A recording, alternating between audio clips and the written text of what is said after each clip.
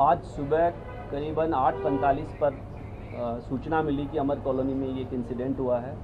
ये बच्ची के पेरेंट्स ने कॉल किया था। फिर हॉस्पिटल से भी इस बारे में जानकारी मिली कि अमर कॉलोनी के कैलाश हिल्स में एक IRS ऑफिसर रहते हैं। उनकी ये लोग सुबह वॉक करने गए हुए थे, अपनी वाइफ जिम करने गए थे अपनी वाइफ के साथ। पीछे से कोई इनके घर में आता है और जब ये वापस 8 बजे आते हैं तब देखते हैं कि इनकी बच्ची जो है वो एक फ्लोर पे बेहोशी की हालत में इनको मिलती है। फिर ये उसको तुरंत स्कॉट हॉस्पिटल में लेके जाते हैं 40 NFC एरिया में, और वहाँ पे डॉक्टर इनको ब्रॉड डेड डिक्लेयर कर देते हैं बच्ची को। इस इंफॉर्मेशन के बाद पुलिस की टीम जो है अपना काम शुरू करती है। बहुत सारी टीम्स इसमें हमने लगाई थी। प्रारंभिक जानकारी के बाद जो डाउट है वो जो इनका एक नौकर था राहुल मीणा, जिसको करीबन 1.5 महीना पहले इन्होंने किसी वजह से निकाला था, उसके ऊपर जाता है, जिसके बाद में हमें CCTV फुटेजेस भी मिलते हैं। और साथ ही बहुत सारे आई विटनेसेस से पता चलता है कि वो सुबह इस घर में आया था। करीबन 6:30 के आसपास वो कॉलोनी में आता है। 6:39 के आसपास वो घर के अंदर प्रवेश करता है और करीबन 7:20 पे वो घर से निकल जाता है। इस दौरान ये घटना उसने की है।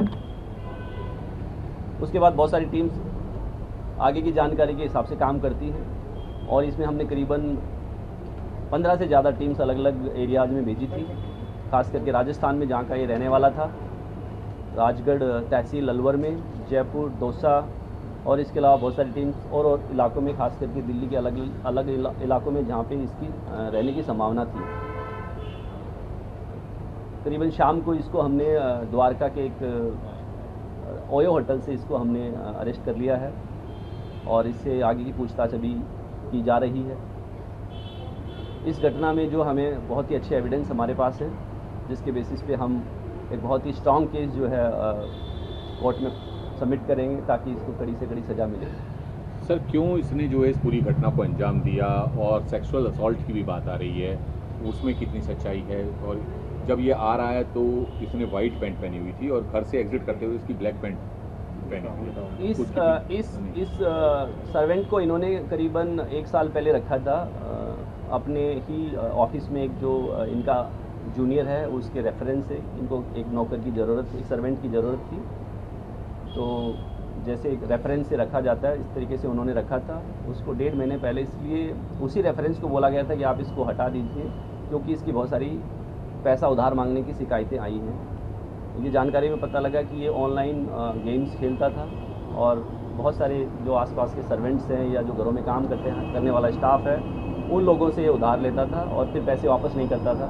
तो इस बात की जब जानकारी हमारे जो आज के केस में जो हमारे कंप्लेनेंट हैं IRS ऑफिसर, उनको पता चली, तो उन्होंने अपने स्टाफ को बोला कि यार ये लड़का ठीक नहीं है, इसको निकाल देना चाहिए। तो इसको करीबन 1.5 महीना पहले निकाल दिया गया था।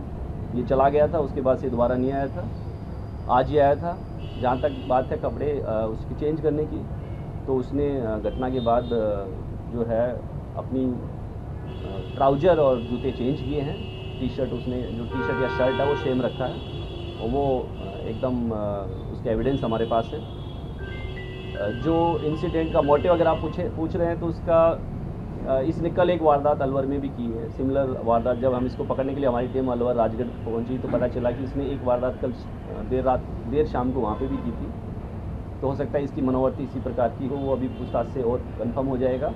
साथ ही क्योंकि इसको लग रहा था कि इसको यहाँ से निकाला गया है तो ग्रज हो सकता है, बट वो सब जानकारियाँ कंफर्म होंगी एक बार इससे जब डिटेल में पूछताछ होगी, जो कि अभी नहीं हो पाई। अलवर का क्या इंसिडेंट है सर? जो अभी हमें वहाँ के ऑफिसर्स ने बताया कि इसने वहाँ पे भी एक अटेम्प्ट टू रेप या रेप का केस, वहाँ एक रेप का केस इसमें रजिस्टर्ड हुआ है कल।